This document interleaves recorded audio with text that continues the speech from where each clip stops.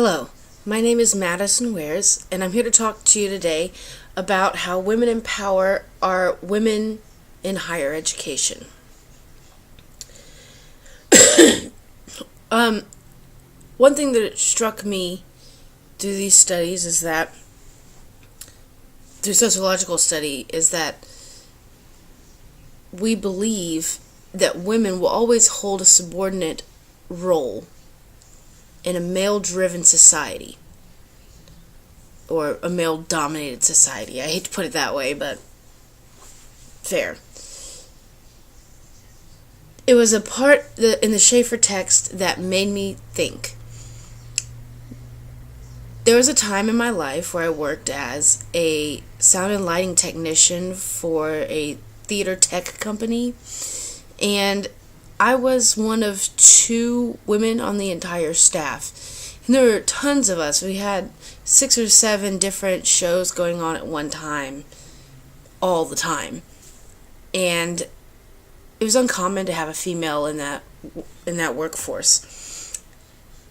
At one point in time, I was literally called an affirmative action hire by a man who didn't want me there. He said I was useless because I couldn't do the heavy lifting. I think this is not the point. In part of the Schaeffer text, they said that we, as women, do better advancing agricultural productivity through management. We might not always have upper body strength, but we have a lot of wit. We have a lot of fortitude. We tend to be good listeners. Now, this isn't, of course, everybody, and that's not to say that men cannot be that way. But it struck me as not only malicious, but uneducated.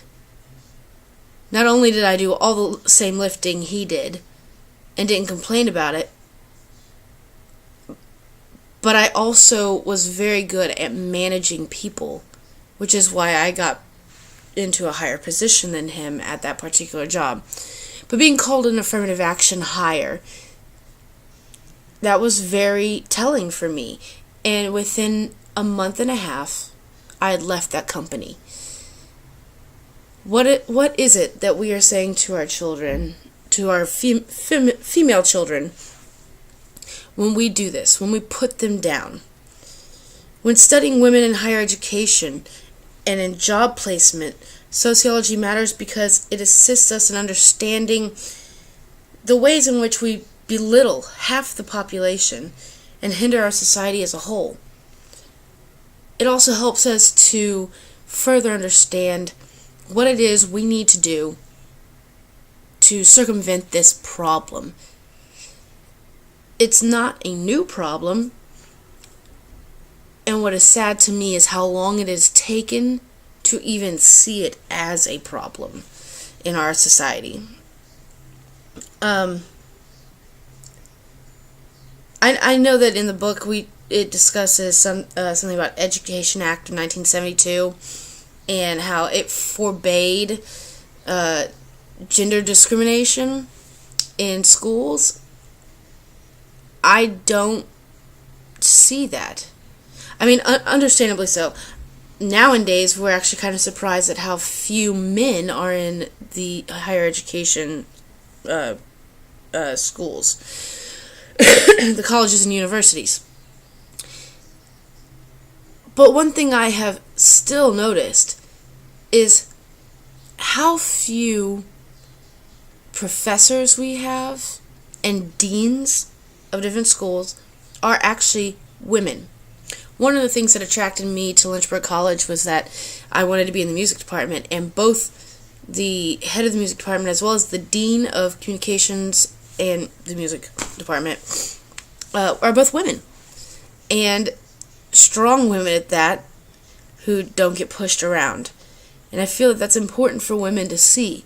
How do we make ourselves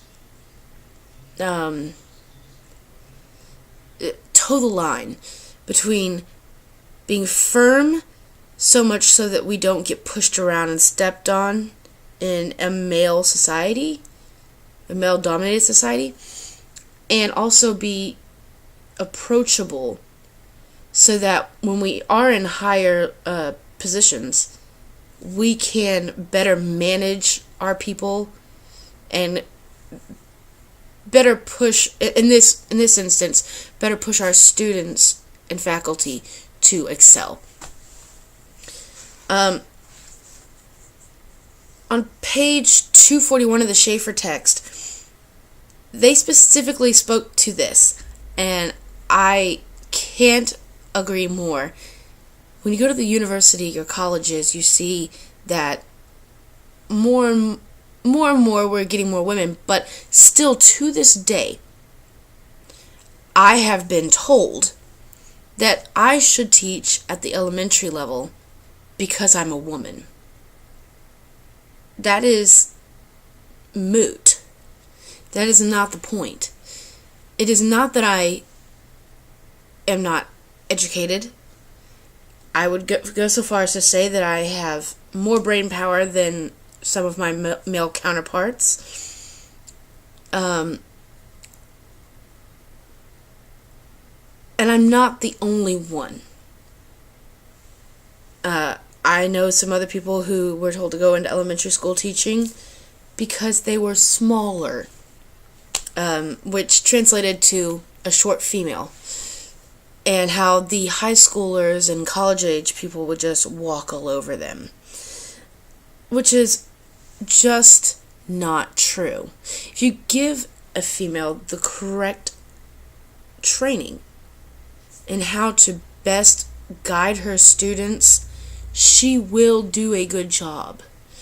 She will be able to control ladies and gentlemen who are of the high school age, who may be twice their size.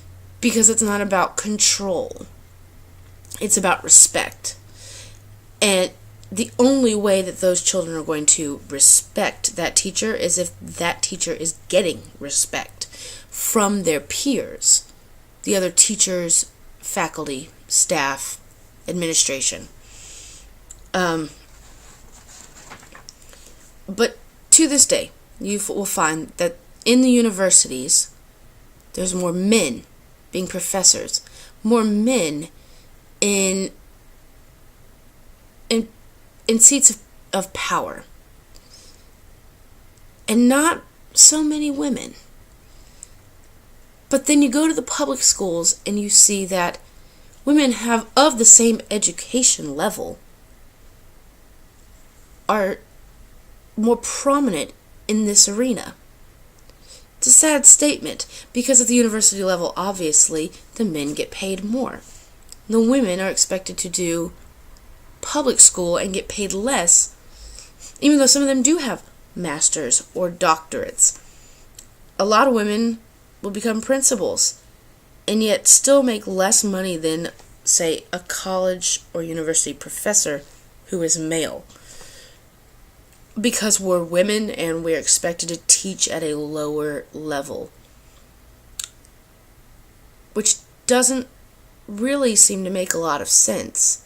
If we do such a good job instructing at the lower level, or at the primary and secondary level, then what would make one believe that we cannot educate at a higher level, such as colleges and universities and such?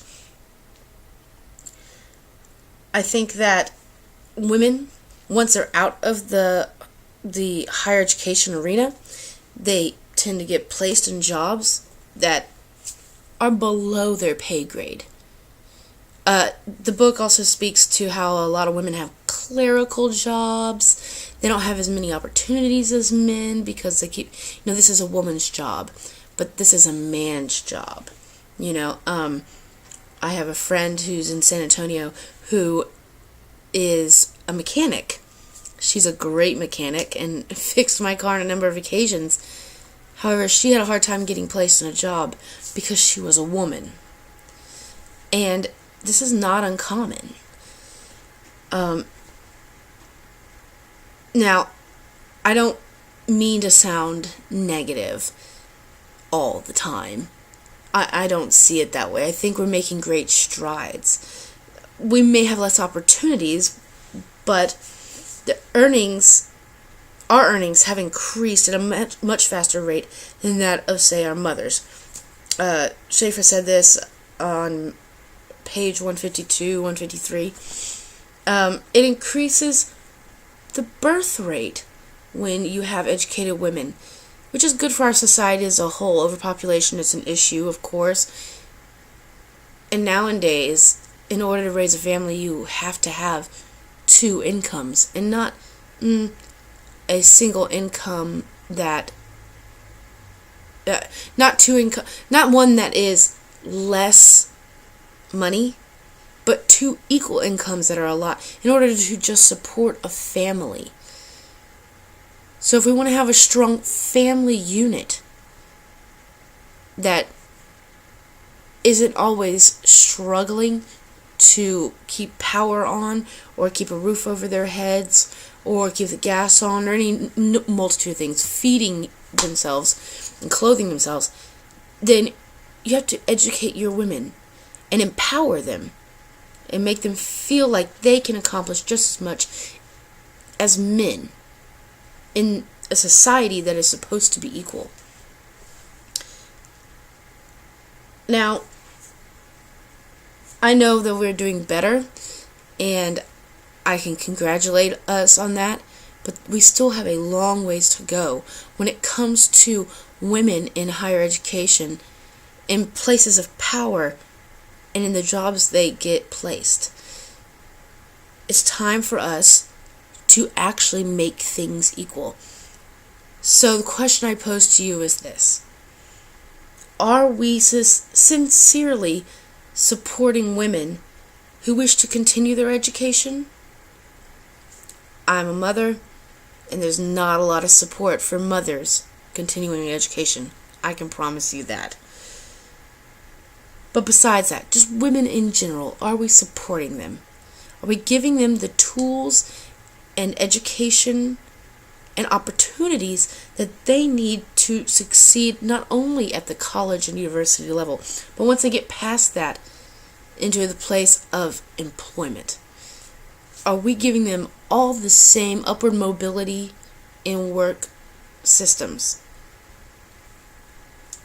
What do we need to do to make it so that we don't take hidden biases that we might not even know that we have, and make it so that we can truly, sincerely help women and empower women to become the strongholds that they truly are?